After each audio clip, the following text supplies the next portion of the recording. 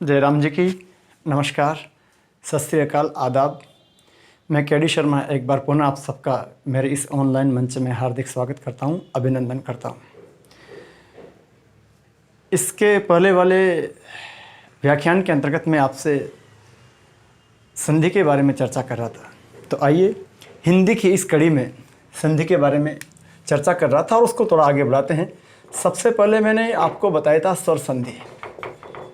ध्यान दीजिएगा, बिना किसी भूमिका के मैं वहीं से स्टार्ट कर देता हूं जहां से आपको छोड़ा था।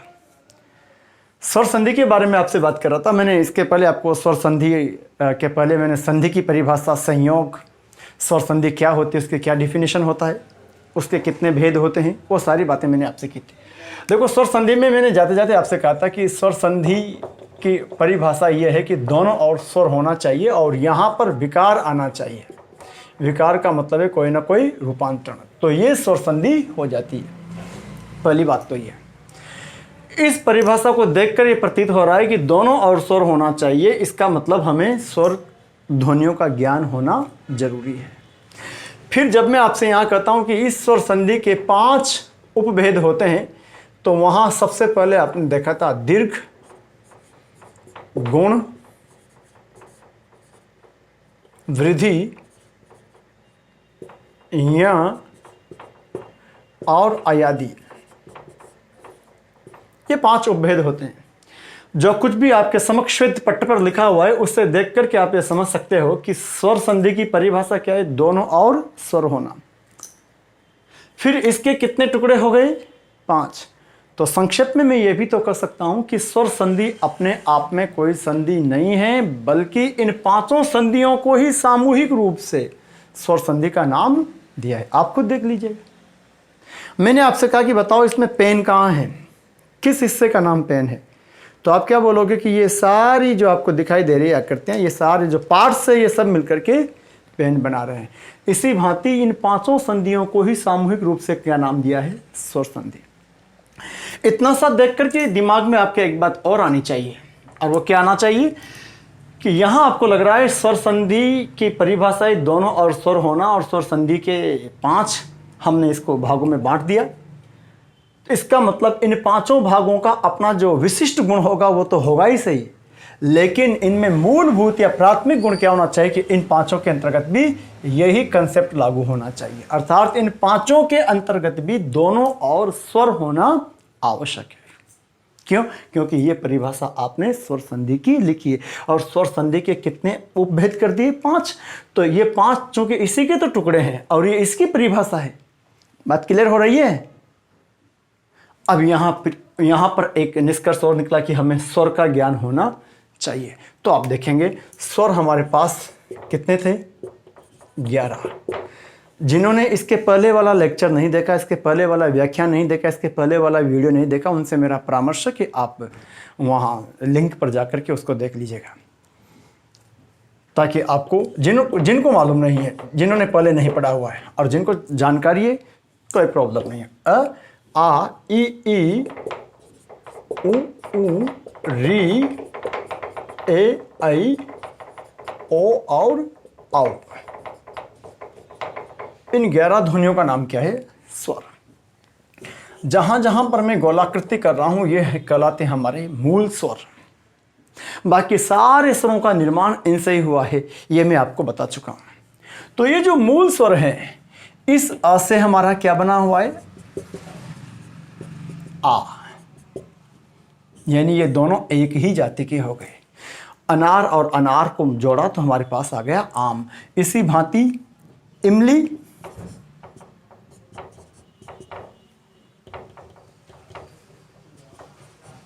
और फिर हमारे पास आ गई बड़ी ई, यानी ऋस्व ई को 2 बार मिलाया तो बड़ी ई हो गई। इसी प्रकार उल्लू से आ गया आपका ध्यान दीजिएगा साहब। तो इस जो 11 ध्वनियां हैं, अभी मैं आगे बताऊंगा आपको, इन 11 ध्वनियों पर आप मुझे एक चीज बताइए, क्या ये 5 संधियां उतरनी चाहिए, 5 संधियां बननी चाहिए? क्या बोला मैंने? क्या इन 11 ध्वनियों पर ये पूरी 5 संधियां जो लिखी हुई आपके समक्ष ये बननी चाहिए या नहीं बननी चाहिए? बननी चाहिए ना। क्यों? क्योंकि इन पांचों की परिभाषा क्या है? दोनों और स्वर। और स्वर चूंकि यही है, इसका मतलब यह हुआ कि इस एक पंक्ति पर, इस एक लाइन पर, इन 11 ध्वनियों पर हमारी पूरी 5 संधियां उतरेगी। ध्यान रखना। कितनी? 5। क्योंकि ये पांचों ही स्वर संधि के ही अंग हैं। ठीक है, तो ये अब आगे चलें और हम आज स्टार्ट कर दें हमारी दीर्घ संधि। देखो,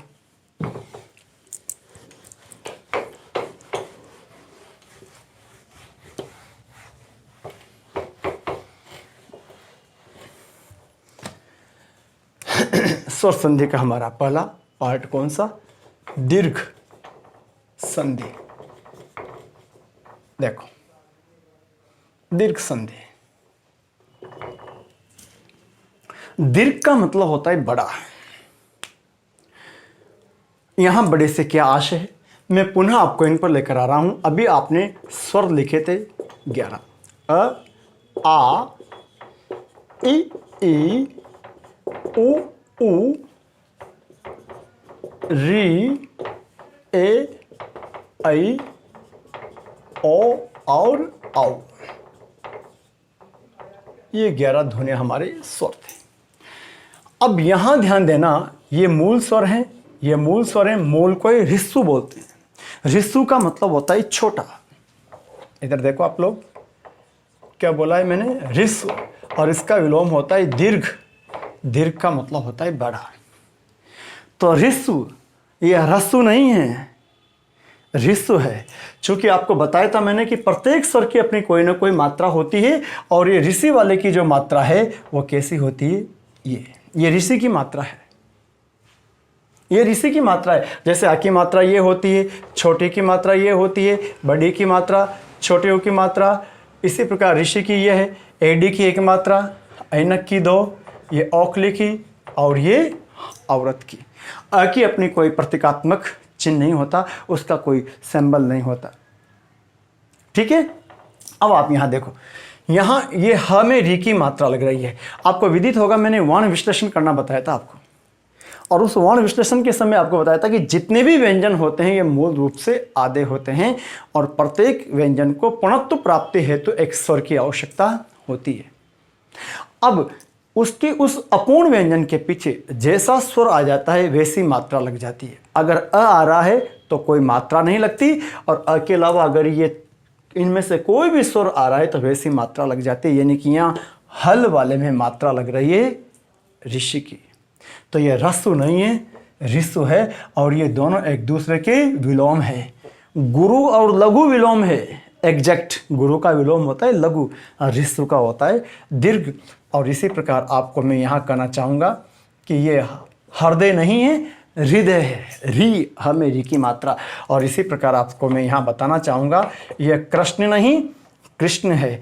इसी प्रकार आपको मैं कहूँगा, यह कृपा नहीं, कृपा है, कृपा। और जरा गौर करना, इस शब्द को देखो आप, इसका उच्चारण क्या करते हो? बोलकर बोल, बताओ मुझे, सुन लूँगा मैं तो, आप बोलिए। मात्र बोलते हो ना? तो फिर जब ये मात्र है मेरे भैयाओं, तो फिर ये क्या है? दोनों शब्दों की वर्तनी अलग अलग हो रही है, दोनों की लेखनी अलग अलग है, दोनों का मायना अलग अलग है, तो निश्चित रूप से दोनों का उच्चारण भी अलग होना चाहिए। वस्तुतः ये जो है, ये माँ शब्द है, उस माँ का तत्सम है। और इस मात्र का मतलब तो क्या होता है? सिर्फ अथवा केवल। ध्यान देना, ये है मात्र। उच्चारण करो मेरे साथ, मात्र। और ये है मातृ। तो आज के बाद आप मातृभाषा नहीं, मातृभाषा। मातृशक्ति नहीं, मातृशक्ति। क्योंकि एक चीज बताओ ना, जब इसको भी मात्र बोल रहे हैं और इसको भी मात्र बोल रहे हैं, तो दो अलग अलग लिखने का मतलब क्या है? फिर दोनों को मतलब एक है तो एक जैसा ही लिख दे। जब दोनों शब्द अलग अलग है तो कहीं ना कहीं उनकी जब लेखनी अलग है, उनकी वर्तनी अलग है, तो निश्चित रूप से उच्चारण में भी कुछ न कुछ डिफरेंस होना चाहिए। तो ध्यान देना साहब, मैं यहाँ आपसे क्या बोल रहा था कि ये इनकी मात्रा चिन्ह होती है, और जहाँ जहाँ मैंने गोलाकृति की है ये सारे जो हैं ये कहलाते हैं मूल स्वर, और मूल स्वर को ही बोला जाता है ह्रस्व स्वर। ध्यान दें। अब यहाँ आपको मैंने अभी थोड़ी देर पहले कहा कि अ मिलकर के क्या बन जाता है, आ ई मिलकर के क्या क्या बन जाती है, बड़ी ई, और ऊ मिलकर के बन जाता है आपका। अब एक कॉमन सेंस की बात है, इन दोनों में दीर्घ कौन है? ये दीर्घ है ना। इन दोनों में दीर्घ कौन है? ये दीर्घ है। और इन दोनों में दीर्घ कौन है? ये। तो आपने क्या देखा कि यहां दीर्घ स्वर बन रहे हैं भैया, यही आपकी दीर्घ संधि है। क्या बोल रहा हूं विद्यार्थियों? यही आपकी दीर्घ संधि है, क्योंकि दीर्घ का मतलब होता है बड़ा है। पूरी संधि के जितने भी नाम है ना, उन नामों से ही पता लग जाता है कि उसमें क्या होना चाहिए। बस पाठक में या श्रोता में अर्थ समझने की पात्रता होनी चाहिए। तो दीर्घ का मतलब क्या हो गया? बड़ा। जहां पर ह्रस्व स्वर अपने दीर्घ रूप में चले जाते हो, या ह्रस्व और दीर्घ मिलकर के दीर्घ रूप में चले जाते हो। तो अब इसके 3 केस बनेंगे, उन पर हम यहां देखते हैं। इनको डिलीट कर दूं। देखो, इस पूरी एक पंक्ति पर हम 5 संध्या उतारेंगे। इन 11 ध्वनियों पर हम 5 संध्या उतारेंगे। आप देखेंगे कैसे बनेंगी। अभी सिर्फ ये काम आएंगे अपने पास। देखो,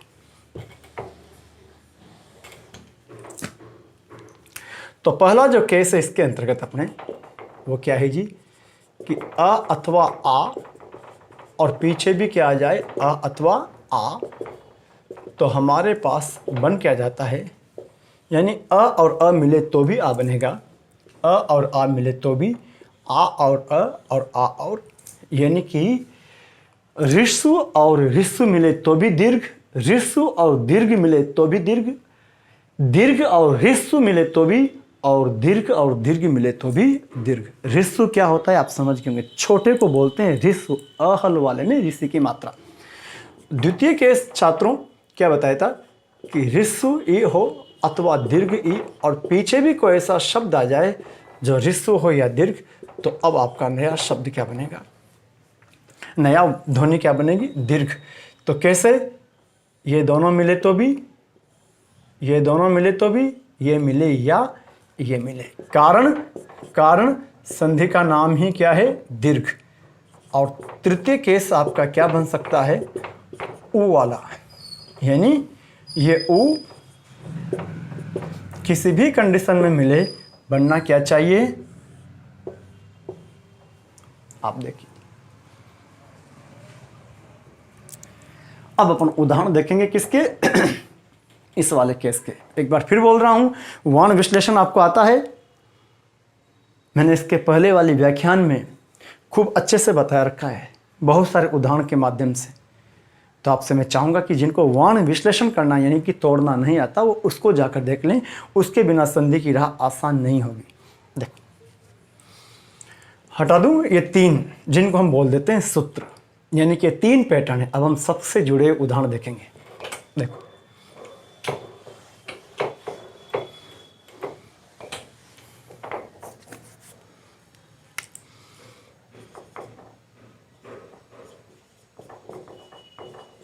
अंत्याक्षरी,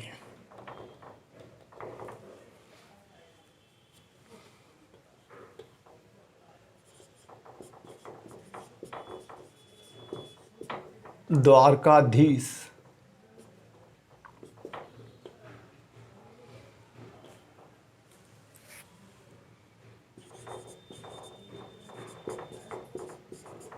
अभयारण्य।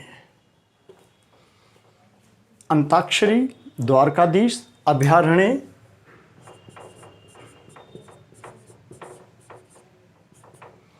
गीतांजलि,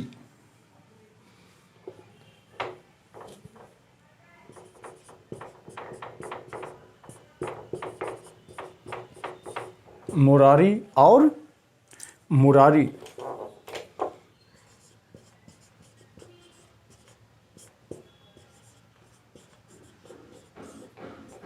कंसारी,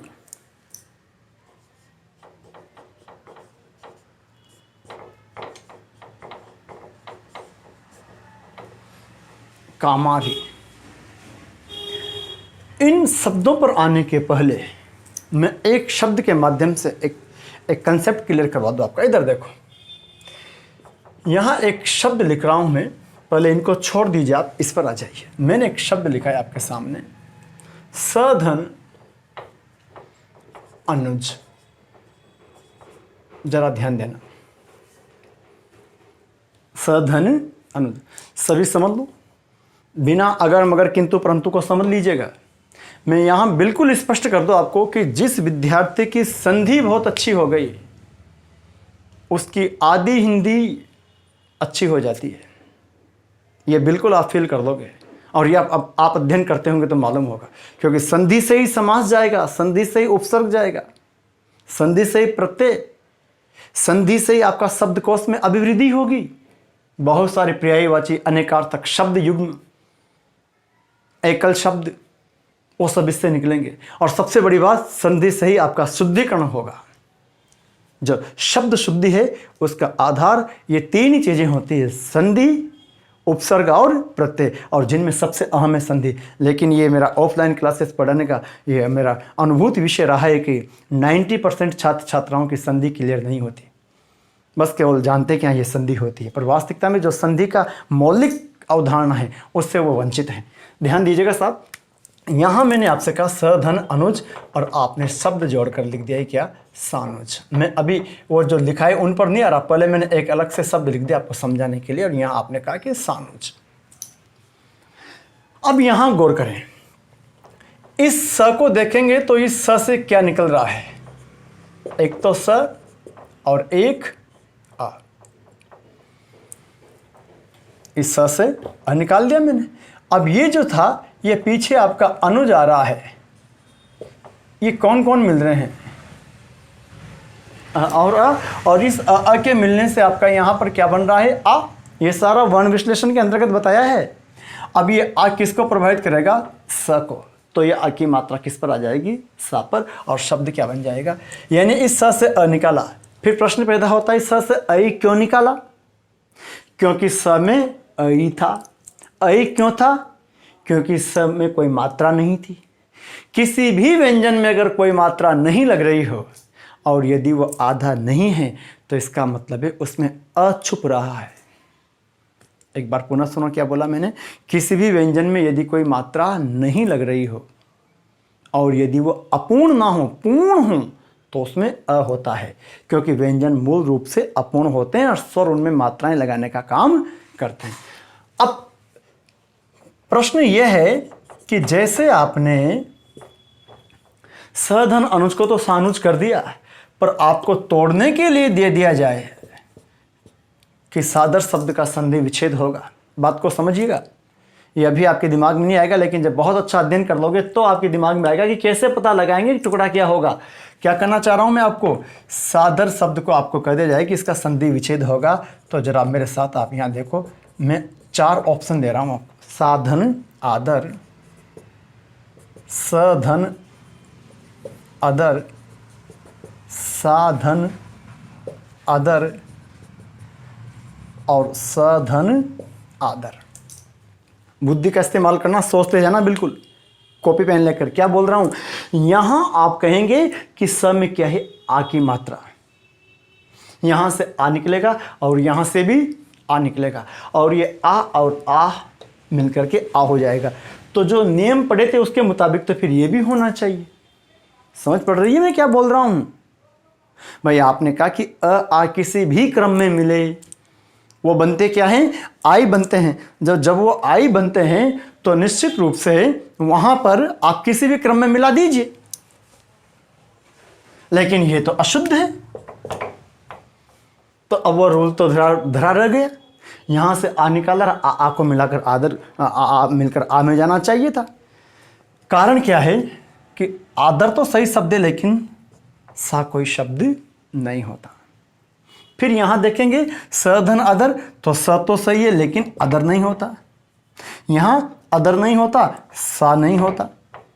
तो यहां हमारा सही ऑप्शन कौन सा हुआ, चौथा। क्यों, स का अ निकला और आ, तो ये स का अ और आ मिलकर के इस विधा से। अब प्रश्न दिमाग में क्या आ रहा है? नहीं आ रहा है तो सोचो, प्रश्न आना चाहिए। वो बहुत महत्वपूर्ण प्रश्न है यहाँ पर, जो 90% के नहीं आता, उस एंगल से सोचते ही नहीं है। प्रश्न ये है कि हमें कैसे पता लगेगा कि यही टुकड़ा सही है? हमें कैसे पता लगेगा कि यह टुकड़ा अशुद्ध है? मतलब टूटे हुए शब्दों को जोड़ना तो आसान है, लेकिन दिए गए शब्द का संधि विच्छेद करना मुश्किल होता है। अच्छा, ये यहाँ ध्यान रखना साहब, मैंने आपको बताया भी होगा, संधि और संधि का मैंने आपको यहाँ पर बताया था विलोम विग्रह, याद है ना? ये इसका विलोम है। और समास का क्या बताया था? व्यास। जिनको नहीं मालूम है पुनः नोट कर लीजिएगा। तो अब प्रश्न ये पैदा होता है कि भाई हमें कैसे पता लगेगा कि यही इसका टुकड़ा होना चाहिए? और प्रश्न आता भी है, निम्नलिखित या दिए गए शब्द का सही संधि विच्छेद होगा। अब उसने कह दिया कि दिए गए शब्द का सही संधि विच्छेद होगा। ये भी आपके ऑप्शन में ये भी है, ये भी है और ये भी है। यदि आपको पता है तो कोई बात ही नहीं है, पर यदि पता नहीं हो तो क्या करें? तो मेरा आपसे यहाँ पर बिल्कुल दो बातें बोलनी है। क्या बोलना है? पहली बात तो ये बतानी है आपको कि दोनों टुकड़े वो सार्थक हों। पहला पॉइंट, या तो दोनों टुकड़े सार्थक हों, ये भी और ये भी। सार्थक का मतलब अर्थ सहित। कभी कभी क्या होता है कि जो पहला टुकड़ा होता है या दूसरा टुकड़ा होता है, ये भाषा में स्वतंत्र रूप से गतिमान नहीं होता। लोकाचार के अंतर्गत, बोलचाल के अंतर्गत, लेखन में, वाचन में वो स्वतंत्र रूप से प्रयुक्त नहीं होता, क्योंकि वो शब्द नहीं होकर के शब्दांश हो जाता है, जो किसी शब्द के आगे या पीछे लग करके उसके अर्थ को प्रभावित करता है और तब वो अस्तित्व में आता है। तो ऐसी कंडीशन में वो शब्द अस्तित्व में तो है, लेकिन वो शब्द नहीं होकर के शब्दांश, जो आगे लगता है उपसर्ग और पीछे लगे तो प्रत्यय। तो मैं कहना क्या चाह रहा हूं आपसे? मैं कहना ये चाह रहा हूं भैयाओं कि जो हमारे पास अगर यहां कोई शब्द नहीं होकर के उपसर्ग हैं या पीछे शब्द नहीं होकर के प्रत्यय हैं, और चूंकि उपसर्ग और प्रत्यय दोनों शब्द नहीं होकर के शब्दांश होते हैं और इनके अपने आप में कोई मायने नहीं होते जब तक ये किसी के साथ लगते, तो जो किसी शब्द के पहले लगते हैं वो तो क्या हो जाते हैं उपसर्ग, और पीछे लगते हैं वो क्या हो जाते हैं प्रत्यय। तो कहने का मेरा आशय ये है कि अगर वो सार्थक भी नहीं है और उपसर्ग और प्रत्यय के रूप में भी है तो भी हम उसको मान लेते हैं। यानी कि दो बातें, या तो दोनों टुकड़े सार्थक हों, और यदि दोनों टुकड़े सार्थक नहीं हैं तो वो उपसर्ग या प्रत्यय के रूप में किसी ना किसी प्रकार से हमारे हिंदी शब्दकोश में उनका अस्तित्व, हमारे हिंदी व्याकरण में उनका अस्तित्व हो, हमारे हिंदी व्याकरण के सो शब्द होने, वो शब्दांश होने चाहिए। अब चूंकि हिंदी व्याकरण में या हमारे यहाँ पर सा जैसा कुछ नहीं है, अदर जैसा हमारे पास नहीं है, तो सही क्या हो गया? तो फिर आपका प्रश्न है कि हम पता कैसे लगाएंगे कि ये टुकड़ा सही है वो नहीं है? बस आप पढ़ते रहिए, ऑटोमेटिकली आपको इसी प्रोसेस के अंतर्गत पता लग जाएगा। देखो, मैं अब इसको हटा रहा हूं, ये समझाने के लिए था, और वापस इधर आ रहा हूं। देखिए,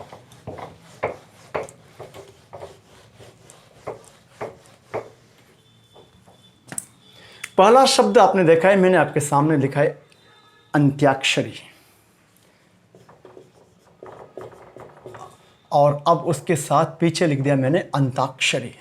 गौर करना, दूसरा है द्वारकाधीश, और यहां लिख दिया है एक और शब्द द्वारिकाधीश। अभयारण्य और एक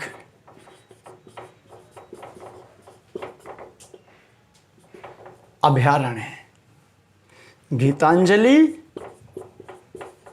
और गीतांजलि। देखो, अब प्रत्येक शब्द के दो दो हो गए आपके पास, अंताक्षरी और अंत्याक्षरी और अंताक्षरी।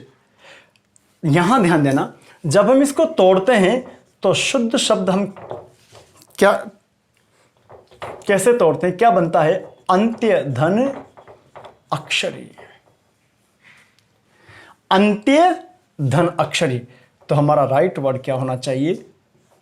इसलिए आज के बाद आप लेखन और वाचन दोनों के अंतर्गत अंताक्षरी शब्द का प्रयोग ना करें। अंताक्षरी शब्द अशुद्ध है।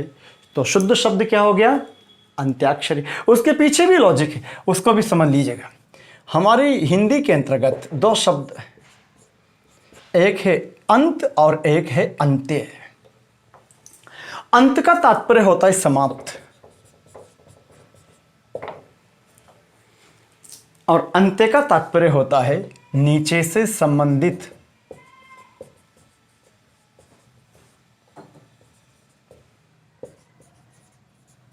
या नीचे से संबंध रखने वाला।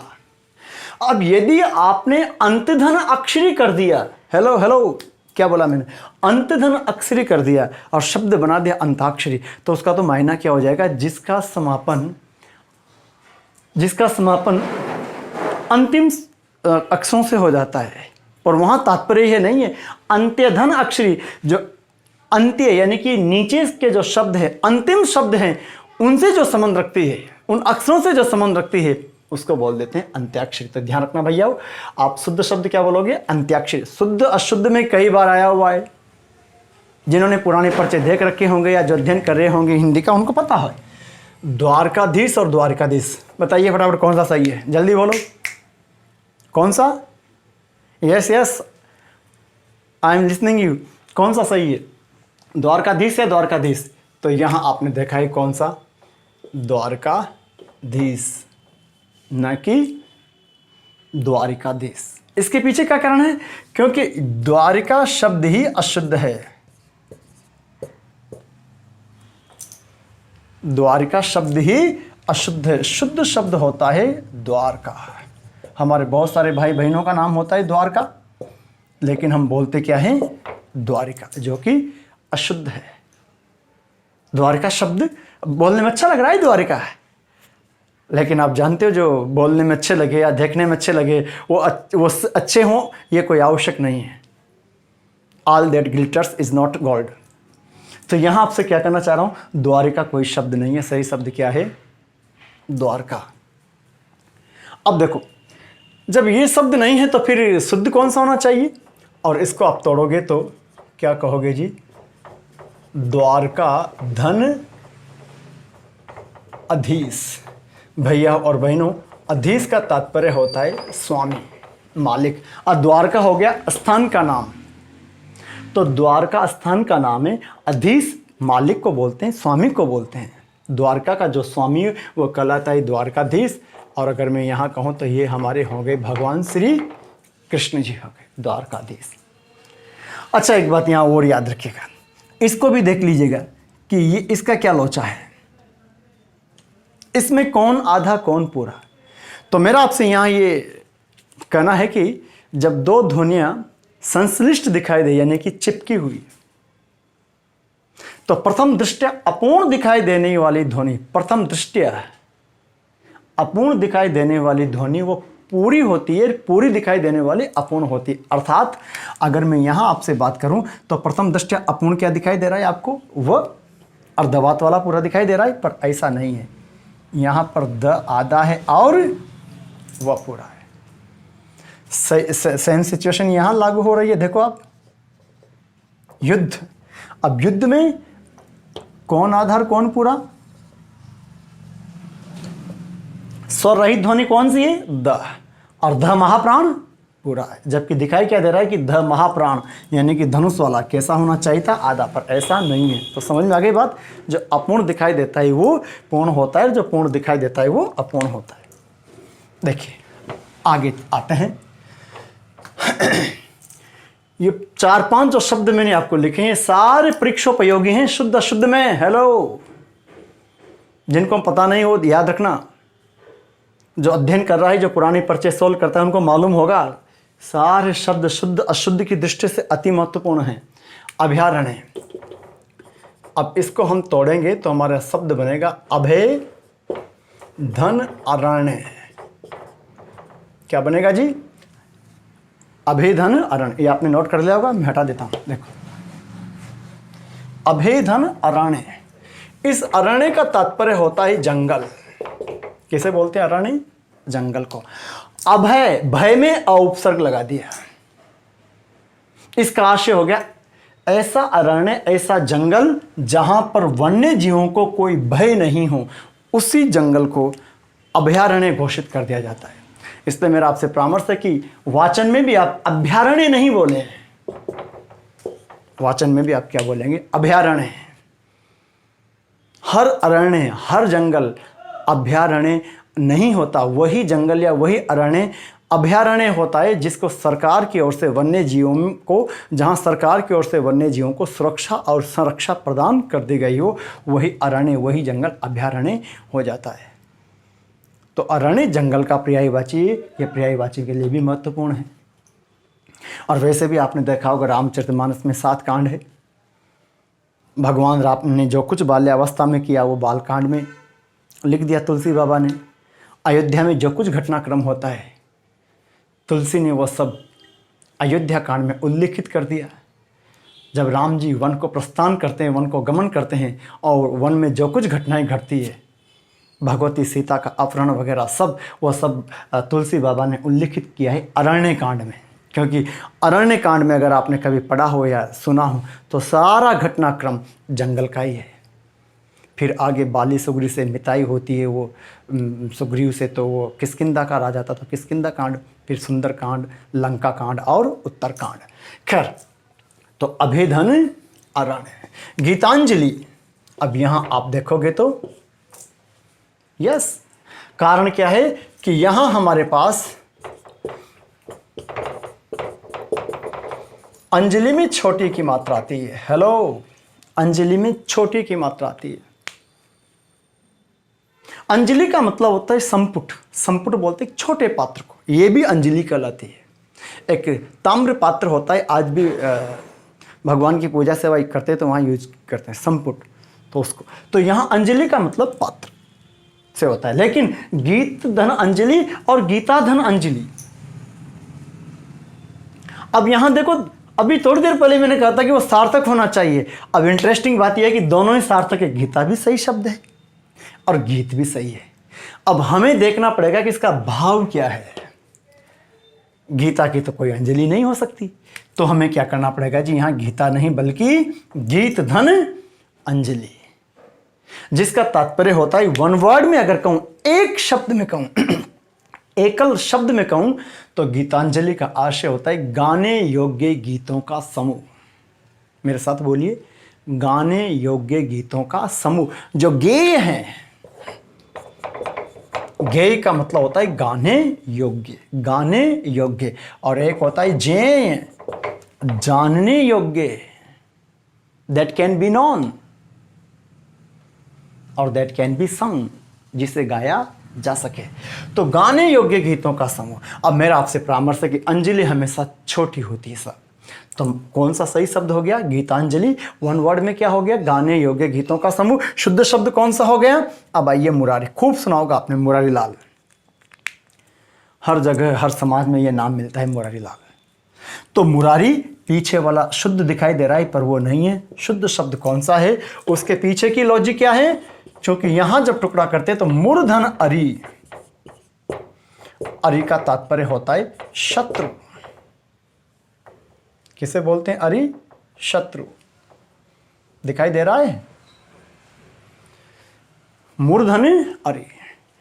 वस्तुतः मुर अथवा मुरा नाम का एक राक्षस था। मुर अथवा मुरा नाम का एक राक्षस था जिसका वध भगवान कृष्ण ने किया है।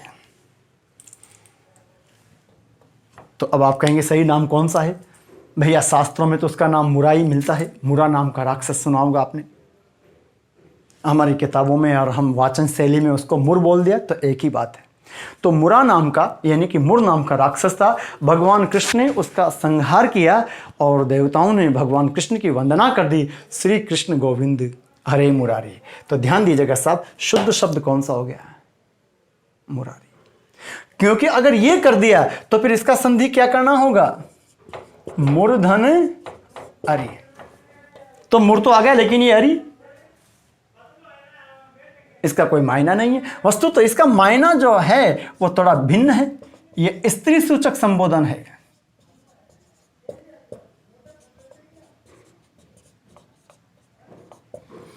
इसका, और इस अरि का तात्पर्य शत्रु।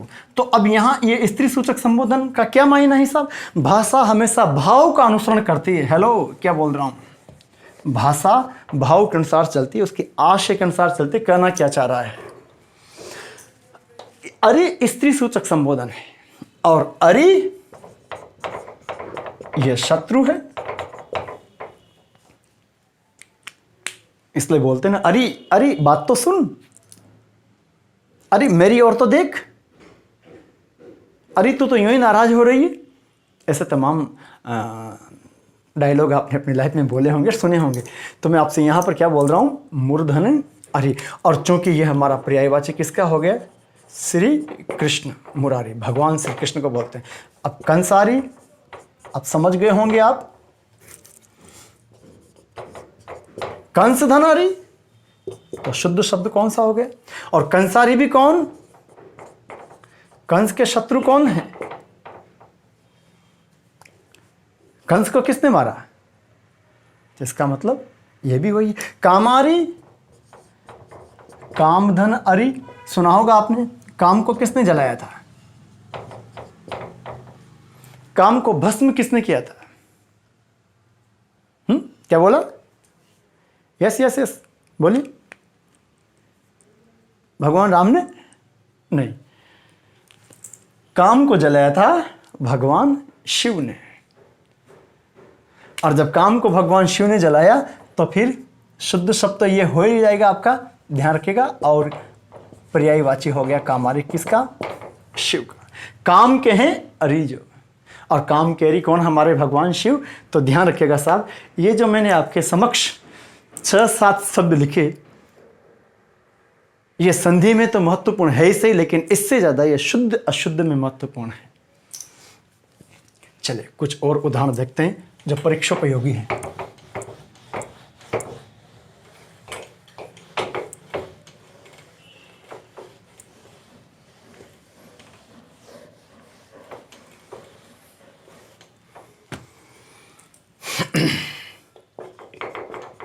अभी कुछ लिखा था आपने, वहीं से स्टार्ट कर रहा हूं मैं।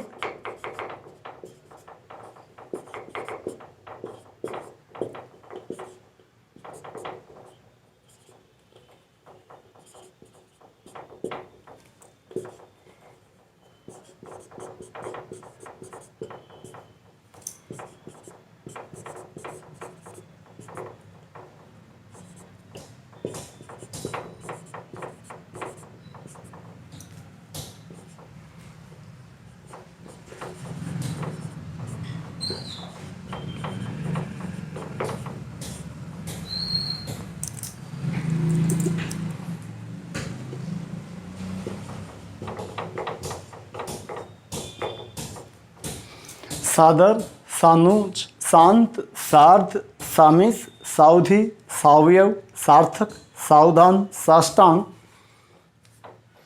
साक्षर।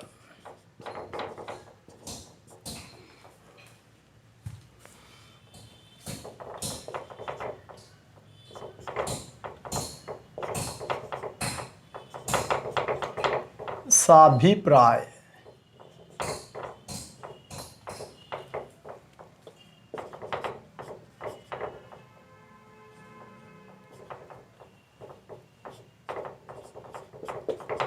सानुरोध।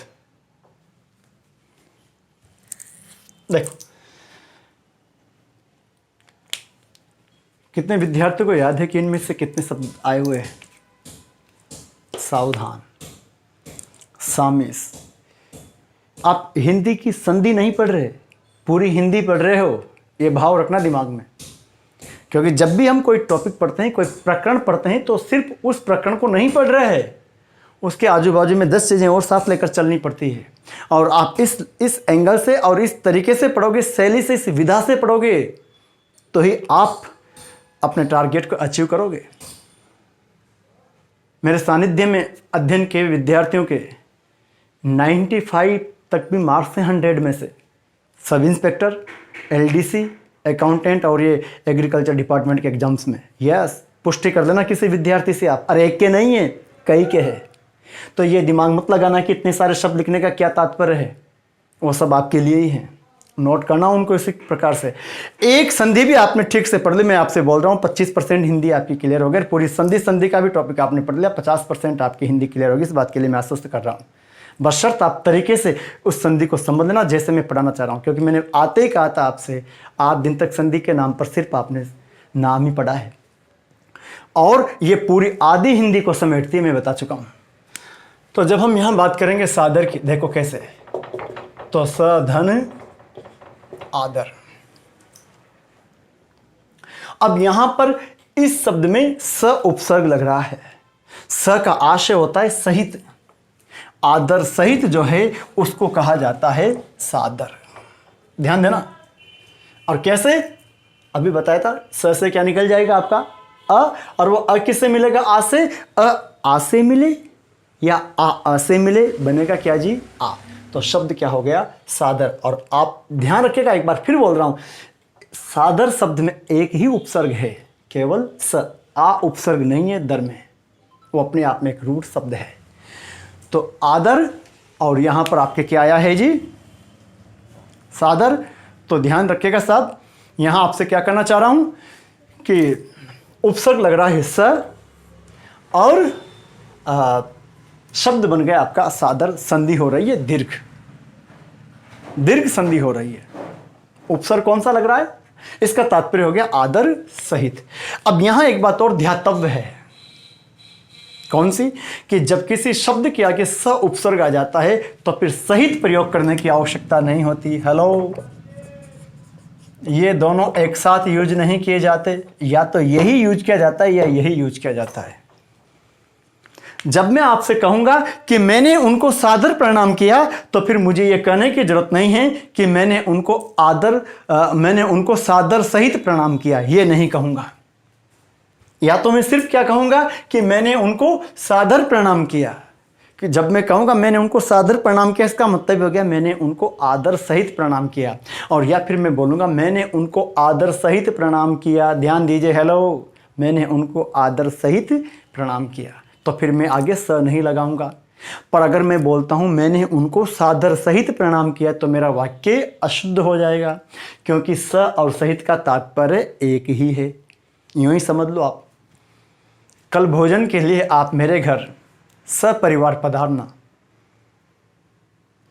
या फिर मैं ये बोलूं कि कल भोजन के लिए आप मेरे घर परिवार सहित पधारना, एक ही बात है ना। सानुज, सधन अनुज। मेरे सुधी छात्रों, अब यहां पर इस सानुज में, इतने से शब्द में 2 उपसर्ग लग रहे हैं। याद रखिएगा, आजकल ये विधा चल रही है कि किस शब्द में 2 उपसर्ग है या किस में 2 से अधिक उपसर्ग है। याद है या नहीं है, हाथ खड़े करो अगर हो तो। यस, पूछता ही हुआ कि किस शब्द में 2 उपसर्ग है, तो यहां 2 उपसर्ग। कौन कौन सा, अच्छा यहां नुज में अ नहीं है, यह भी ध्यान रखना, बल्कि अनु में ज है। ज का मतलब होता है जन्म लेने वाला, ज का तात्पर्य जन्म लेने वाला, और अनु का मतलब होता है छोटा या पीछे। तो जिसका जन्म पीछे हुआ है, जो छोटा भाई है, उसको बोलते हैं अनुज। और स का मतलब हो गया सहित। तो संधि तो कौन सी हो गई, दीर्घ। क्यों, क्योंकि अ और अ मिलकर के आ हो गया। और यहां अगर आप कहोगे तो उपसर्ग कौन सा लग रहा है, अनुज में पहले अनु लग रहा है, तदुपरांत स लग रहा है। सानुज, सानुज का मतलब छोटा भाई सहित। आप कल सानुज पधारे हैं, आप कल सानुज पधारे हैं, मतलब कल आप छोटे भाई सहित पधारे। अब यहां आइए शांत, ये तो शब्द ही गलत हो गया ना। क्योंकि हमने तो शांत ये पढ़ाई केवल, और जब हमने शांत ये पढ़ाई तो फिर ये तो गलत हो गया। कितने बच्चों को याद है कि एग्जाम में आया है और विलोम में आया है? हाथ खड़े करो, कितने बच्चों को याद है? कमेंट करके बताना मुझे, मैं आपकी कमेंट्स पढ़ता हूं। तो यहां आपने क्या देखा है कि ये जो है शांत, ये एग्जाम में आया है और ये आया है विलोम में। महीने भर तक भी इसके उत्तर अलग अलग देते रहे, कुछ तो शब्द या शुद्ध बता रहे थे कि ये होता है, गलती से ये प्रिंट हो गया। तो ऐसा नहीं है, ये शब्द अलग, इसका मतलब होता है शांत होना, यानी चुप हो जाना। और ये जो शांत है, ये है मेरे विद्यार्थियों सधन अंत।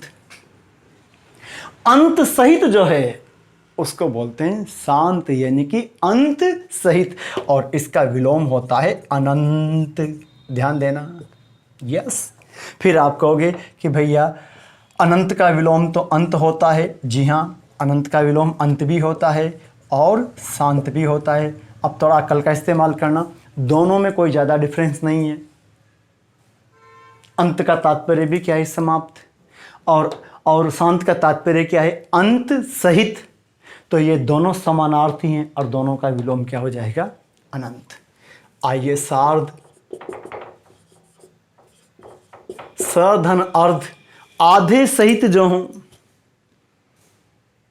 आधे सहित जो हूं उसको बोलते हैं सार्ध। तो जब मैं आपसे कहता हूं कि हमने सार्ध सती मनाई, तो सार्ध सधन अर्ध प्लस सती यानी कि 150। समझ आ रही बात को? तो सार्ध सधन अर्ध। सामिश बहुत अहम शब्द है, वन वर्ड में भी और विलोम में भी। आमिष का मतलब होता है मांस, और याद रखना मांस पर चंद्र बिंदु नहीं लगता, मांस पर अनुस्वार लगता है। यह भी आपके पर्चे में आ चुका है शुद्ध शुद्ध में। और यहाँ पर आ रहा है स का अ और आ मिलकर क्या बन गया? आ। तो शब्द तो क्या बन गया? सामिस। सामिस का मतलब होता है मांसाहारी, वन हु टेक्स मीट, जो मीट खाता है, मांस का भक्षण करता है, वो कहलाता है सामिस। तो फिर आमिष ये इसका विलोम है क्या? नो, ये एग्जाम में आ चुका है, ये भी ध्यान रखिएगा। वो पूछता है कि सामिष का विलोम होगा।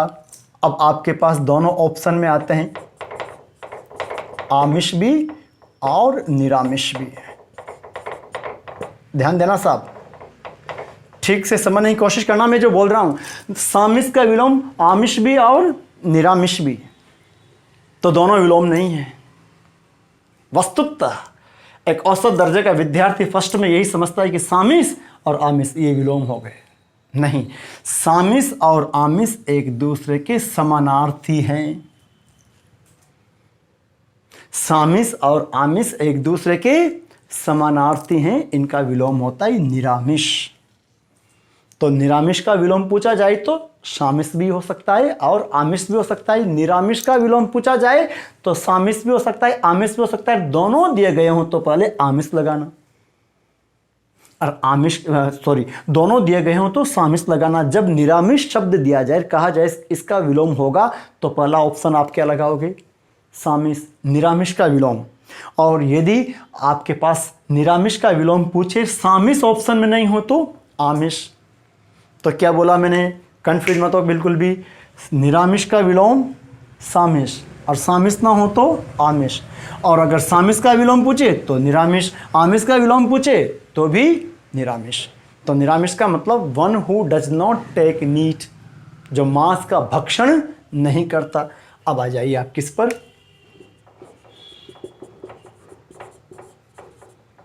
सधन अवधि। ध्यान देना साहब, अवधि सहित जो होता है उसको बोलते हैं सावधि।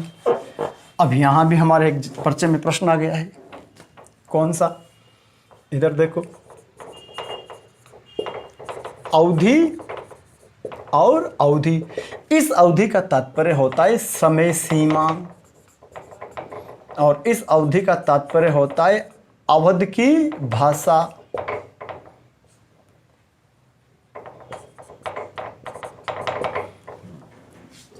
अवधि याद है ना, ये पर्चे में आ चुका है शब्द युग में। रामचरितमानस इसी भाषा में लिखी हुई है, इसीलिए जो सामान्य लोकाचार में शब्द यूज नहीं किए जाते हिंदी में, वो भी रामचरितमानस में, क्योंकि वो अवधि में लिखी हुई है, जो एक क्षेत्रीय भाषा है। समझ आ रही बात को? तो ये अवधि समय सीमा और ये अवधि अवध की भाषा, सावयव।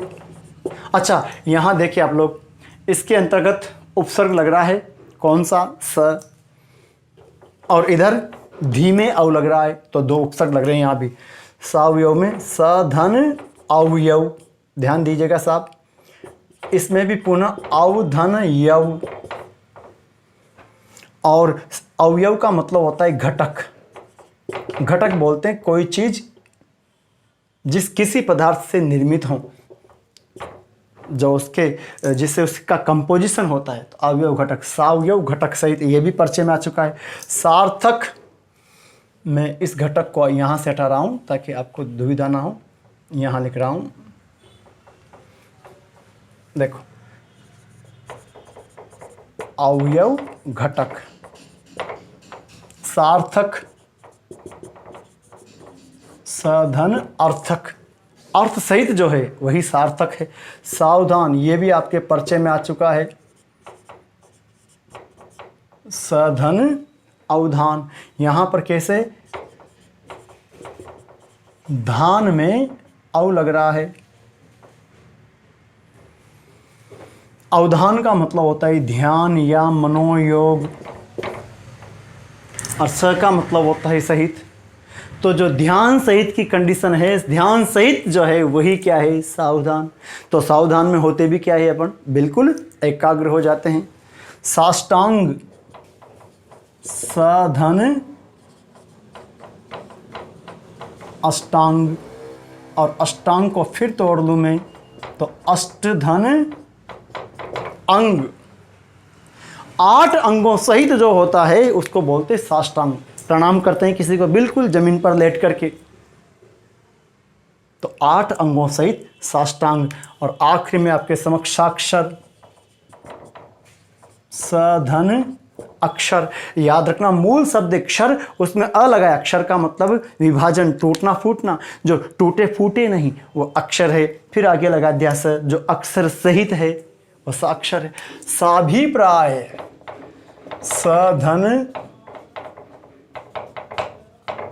अभिप्राय, इसमें भी अभी उपसर्ग लग रहा है प्राय में, तो साभिप्राय में भी 2 उपसर्ग है, अभी भी और सभी। सानुरोध, साधन, अनुरोध, इसमें भी 2 उपसर्ग हैं।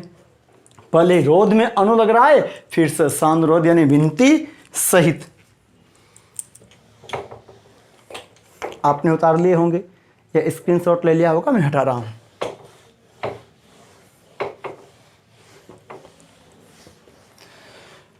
अगर आपने घर पर इनकी प्रैक्टिस की कॉपी पेन लेकर के, तो आपको अप्रत्याशित लाभ होगा। इसके लिए आश्वस्त कर रहा हूं मैं आपसे, बशर्त जैसे यूट्यूब पर देखते हैं पढ़ते हैं वैसे नहीं, 5 मिनट पढ़ लिया और फिर उसको स्किप करके आगे निकल गए। नो, बिल्कुल उसी भाव से। जरा कुछ शब्द और देखिए। तथापि,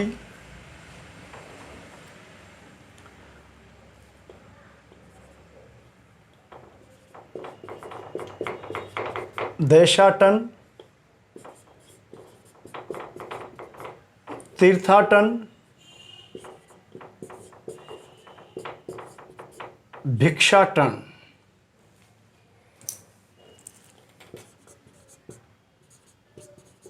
जनार्दन,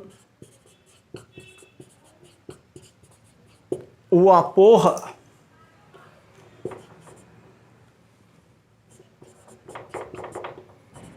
सत्याग्रह, यह भी आपके परिचय में आ चुका है।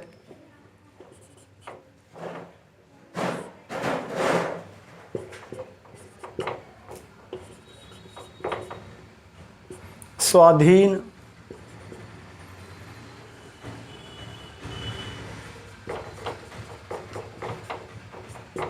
स्वाध्याय,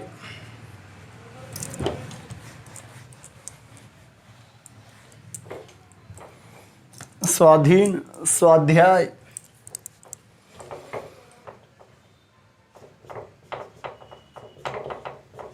गलनांक,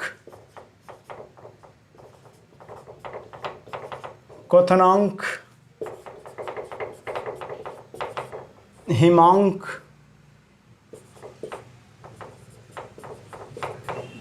मेघालय,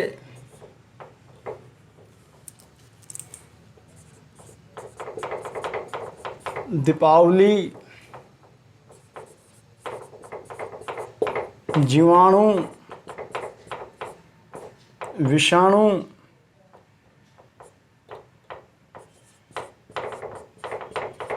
कीटाणु, परमाणु,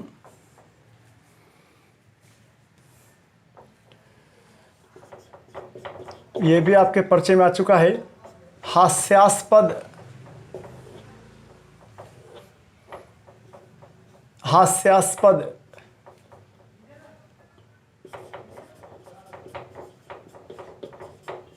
विवादास्पद,